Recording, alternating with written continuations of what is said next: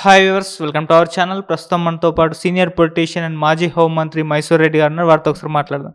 Sir నమస్కారం sir. Sir, Nitish Kumar గారు Bihar CM ప్రత్యేక హోదా కోసం పట్టుబడుతున్నారు సార్. అటు కేంద్రాన్ని వాళ్ళ దగ్గర అవకాశం కూడా ఉంది. అయితే ఇక్కడ చంద్రబాబు నాయుడు గారికి కూడా అవకాశం ఉంది, పట్టుబట్టే అవకాశం. కాకపోతే ఆయన అడగట్లేదు.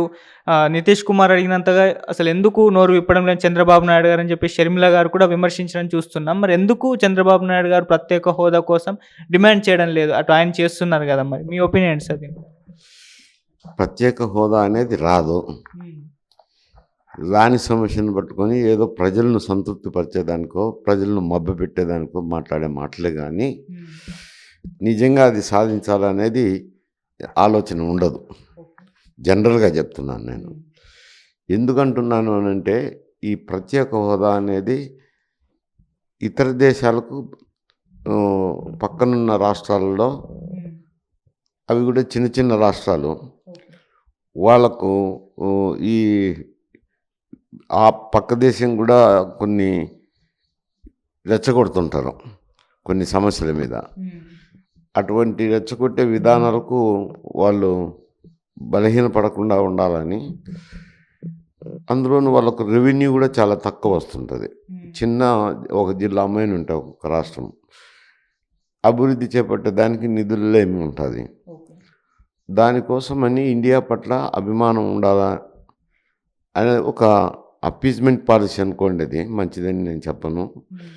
కాకపోతే బార్డర్లో ఉన్నాయి కాబట్టి ఇంక అటువంటి తప్పవు అవి. అందుకని వాటి కోసం ప్రత్యేక హోదా అనేది ఒకటి క్రియేట్ చేశారు. అందులో కొంత మేర నిధులు ఎక్కువ వస్తాయనుకోండి, వాళ్ళకు జనరల్గా ఫైనాన్స్ కమిషన్ ద్వారా ఇతర రాష్ట్రాలకు వచ్చేదానికంటే కొంచెం ఎక్కువ వస్తాయి. నిధుల కంటే కూడా స్కీములు, కేంద్ర ప్రభుత్వంలో ఉండే స్కీములు ఉన్నాయి కదా, ఆ స్కీముల్లో వాళ్ళకి కొంచెం ప్రాధాన్యతనిస్తారు, ఇచ్చి చేస్తున్నారు. అవి ఇప్పుడు ఆ పాలసీని కూడా నిలబెట్టేసినారు గవర్నమెంట్ ఆఫ్ ఇండియా. కొత్తవి ఏవి తీసుకోవడం లేదు. ఉన్నవి వాటి సమయం అయిపోతూనే వాటికి నిలుపుదల చేస్తున్నారు. మరి ఎక్స్టెండ్ కూడా చేయటం లేదు. ఉన్న రాష్ట్రాల పరిస్థితి అట్లుంటే కొత్త రాష్ట్రాలు ఇస్తారని అనుకోవడం లేదు. అందులో ఆ గైడ్లైన్స్లోకి బీహార్ కానీ ఆంధ్ర కానీ రావు. ఆ రోజుల్లో జరిగిన సమాచారం ఏమంటే సుష్మా స్వరాజ్ గారు మరి పూర్తిగా విభజన చట్టానికి సమర్థించినారు. పాండమోనం జరిగింది మీకు తెలుసు. కారం పొడులు చల్లుకునేది, తలుపులు వేసుకొని బిల్లు బలవంతంగా పాస్ చేశారు లోక్సభలో. రాజ్యసభకు వస్తానే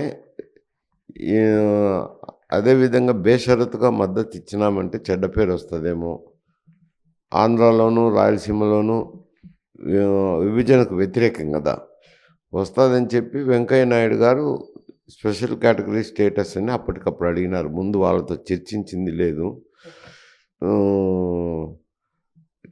ఏది జరగకుండా అప్పటికప్పుడు ఆయన రాజ్యసభలో అడిగారు. ప్రధానమంత్రి గారు కూడా ఆ బిల్లు పాస్ చేసుకోవాలి కాబట్టి మేము ఇస్తాంలేని హామీ ఇచ్చారు. అది రాజ్యసభ వరకు ఇచ్చిన హామీ మాత్రం వరకే ఉంది. చట్టంలో ఎక్కడ కానీ దాన్ని ప్రస్తావించలేదు, పేర్కొనలేదు, దాని అంశమే లేదు. ఇవి రాజకీయపరమైంది. నిన్న మొన్నటి వరకు జగన్మోహన్ రెడ్డి గారు కూడా అధికారంలో ఉన్నారు. ఆయన ఎంపీలు బేషరతుగా ప్రతి బిల్లుకు, కాంట్రవర్షియల్ బిల్స్ కూడా మద్దతు పలికారు. మద్దతు పలికినప్పుడు కూడా స్పెషల్ కేటగిరీ స్టేటస్ పరిస్థితిని గురించి ప్రస్తావించనే లేదు. ఇప్పుడు ఈయన కూడా గతంలో అధికారంలో ఉన్నప్పుడు ఈయన మీద కూడా అటువంటి అభాండాలే వేశారు. ఎందుకు మీరు ఒత్తిడి చేయడం లేదు, ఏమి అది ఇది అని చెప్పి ఆ విషయం పైన కొంగా ఇతర విషయాలపైన ఆయన బయటికి కూడా వచ్చినాడు ఇండియా నుంచి. కానీ అది జరిగే విషయం కాదు. బీహార్లో కూడా నితీష్ కుమార్ గారు అడుగుతున్నారు కానీ అది అవుతుందని ఎవరు అనుకోవటం లేదు అక్కడున్న రాజకీయ పరిస్థితుల దృష్ట్యా. ఎందుకంటే ఇప్పుడు కాంగ్రెస్ అయితేనేమి, తర్వాత లాలూ ప్రసాద్ ఆర్జేడీ అయితేనేమి, రెండు కలిసికట్టుగా ఇండియా కూటమిలో ఉన్నారు. రేపు భవిష్యత్తులో రాబోయే ఎన్నికల్లో ఆయన ఇండియా కూటమిని ఏర్పాటు చేసేదానికి అన్ని రాష్ట్రాలకు కూడా తిరిగారు. కానీ ఉన్న పలానా ఏమైందో ఏం కథో ఆయనకున్న రాజకీయ ఇబ్బందులు ఏమిటో ఆ రాష్ట్రంలో సడన్గా ఆయన ప్లేటు ఫిరాయించి ఎన్డీఏ కూటమిలోకి పోయినారు. వీటన్నిటినీ దారి మళ్లించాలి కదా, పక్కదారి పట్టించి ప్రజలను ఆకర్షితులు చేసుకునే దానికోసం ఆయన అటువంటి ఒత్తిడి చేస్తున్నారు. ఆయన అడుగుతున్నారు కాబట్టి నువ్వు అడగడం లేదని అడగటంలో అర్థం లేదు. అయితే వస్తుందా రాదా అని నేనైతే రాష్ట్ర ప్రయోజనాలకు వ్యతిరేకం కాదు, కానీ సమర్థించేవనే ఎంత ఆదాయం వస్తే అంత మంచిదని. కానీ ఉన్న పరిస్థితులు అవి, విషయ పరిజ్ఞానం ఉంటే ఇటువంటివన్నీ మాట్లాడరు. లేకపోయి ఏదో వాళ్ళు అడిగినారా వీళ్ళు అడిగినారా నువ్వు అడగడంలో రాజకీయం తప్ప నుంచి అంతకు మించి ఒరిగేదేం లేదు, తరిగేదేం లేదు. సార్ అంటే మరి ప్రత్యేక హోదా రాదన్న విషయం షర్మిల గారు కానివ్వండి, లేకుంటే వైసీపీ నేతలకు కానీ తెలియదు అంటారా? వాళ్ళు అదే పనిగా అసలు అడగట్లేదు ప్రత్యేక హోదా కోసం. ఇప్పుడు గేమ్ చేంజర్గా ఉన్నారు కదా కేంద్రంలో చంద్రబాబు నాయుడు గారు అని చెప్పేసి ఒక రకమైన ప్రెషర్ అయితే పెడుతున్నారు కదా. మరి ఇది మళ్ళీ వచ్చే ఎలక్షన్స్ నాటికి దాన్ని అస్త్రంగా వాడుకొని కూడా వాళ్ళు ప్రచారం చేసుకోవచ్చు. మరి ఇది ఎలా ఉంటుందంటారు? ఆ ప్రచారానికి ప్రజలు నమ్మాలి. ప్రజలకు కావాల్సింది ప్రత్యేక హోదానా, ప్రత్యేక హోదా వచ్చినంత మాత్రాన ప్రజలకు వచ్చేది ఏం లేదు కదా. ప్రజలకు అవసరమైనట్టయితే వాళ్ళు ఆలోచన చేస్తారు. కానీ ఏదో అధికంగా నిధులు సంపాదించుకునేదానికి అది వేరే విధంగా కూడా సంపాదించుకోవచ్చు. దీన్ని బట్టి చేయాల్సిన అవసరం లేదు. అప్పుడు వైఎస్ఆర్సీపీ అడగడానికి వైఎస్ఆర్సీపీ కూడా మీదనే ఆధారపడి ఉన్నది కదా ఎన్డీఏ ప్రభుత్వం. 14 మంది పార్లమెంట్ సభ్యులు ఉన్నారు. కాంట్రవర్షియల్ బిల్స్ వచ్చినాయి కదా, వాటికి వీళ్ళు మద్దతు తెలియకపోతే రాజ్యసభలో పాస్ అయ్యేదే లేదు కదా. అటువంటిప్పుడు మరి ఆ ఒత్తిడి పెట్టిండొచ్చు కదా. అప్పుడు పెట్టకుండా ఇప్పుడు వీరిని అడగడం అంటే ఇవన్నీ రాజకీయపరమైన సంబంధమైనదే, కానీ నిజంగా దాని మీద విషయ పరిజ్ఞానం ఉండి అడుగుతున్నట్లేదు. సార్ మరి ఇవ్వకపోతే వీళ్ళు వెళ్ళిపోయే అంటే నితీష్ కుమార్ గారు కానివ్వండి, చంద్రబాబు గారు కానివ్వండి, మా మద్దతు మీకు తెలుపం, మేము ఇండియా కూటమిలోకి వెళ్ళిపోతామని బ్లాక్మెయిల్ చేసే అటువంటి అవకాశం ఏమన్నా ఉందంటారా సార్? చేసినా ఏం కాదు కదా. వీళ్ళు వెళ్ళినా ఇంకా 11 మంది ఇండిపెండెంట్ ఎమ్మెల్యేలు ఉన్నారు, ఇంకా ఇతర చిన్న చిన్న పార్టీలు ఉన్నాయి. అవన్నీ మద్దతు ఇస్తే వాళ్ళకి కావాల్సిన మెజారిటీ వస్తుంది. కాకపోతే వెన్ బ్లాక్గా ఉన్నాయి కాబట్టి 2 పార్టీలు ఉన్నాయి కాబట్టి ఉంచుకోవాలని అన్నారు. అనే మాటకు కూడా అవకాశం లేదు కదా. ఇక్కడ ఎన్డీఏ కూటమి ఏర్పడి కూటమి పోయి ప్రజలను అడిగారు. ప్రజలు కూటమికి ఓట్లు వేసినారు, ఎన్డీఏ కూటమికి ఓట్లు వేసినారు.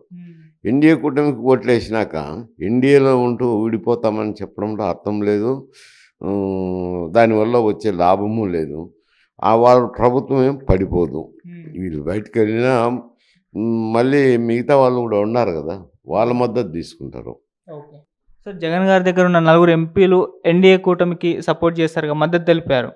మోదీ గారు ఒక భరోసా ఇచ్చారు, ఆయన అరెస్ట్ చేయకుండా మేము ఆపుతాము, నీకు ఒక హామీ అయితే ఇస్తున్నాం, అందుకే వీళ్ళు మద్దతు తెలిపారు అని చెప్పేసి ఒక ప్రచారం అయితే జరిగింది సార్. దీంట్లో నిజం ఉందంటారు?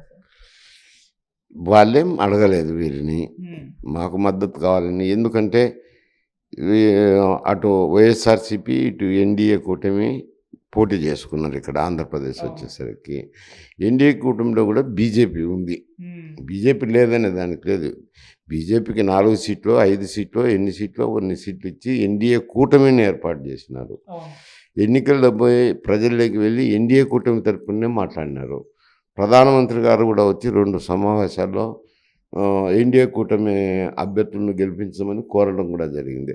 అటువంటిప్పుడు ఎన్డీఏలో పాత్ర వహించుతున్నప్పుడు ఎన్డీఏకు వాళ్ళు మద్దతు తెలుపుతున్నప్పుడు వారి ప్రత్యర్థులను మాకు సపోర్ట్ చేయండి, మద్దతు ఇవ్వండి అని ఎవరు అడగరు. కాకపోతే వీళ్ళు మరి ఏ కూటమిలోనూ లేరు, అటు ఇండియా కూటమిలోనూ లేరు, ఇటు ఎన్డీఏ కూటమిలో లేరు, స్వతంత్రంగా ఉన్నారు. స్వతంత్రంగా ఉన్నారు కాబట్టి వారి నిర్ణయం వాళ్ళు తీసుకోవచ్చు. వాళ్ళు అడగకపోయినా మేము ఎన్డీఏ కూటమి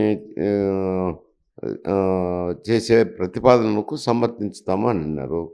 దాంట్లో చూడాల్సిందే ఉంది, భూతద్దం వేసుకుని చూడాల్సినది అవసరం లేదు అంట.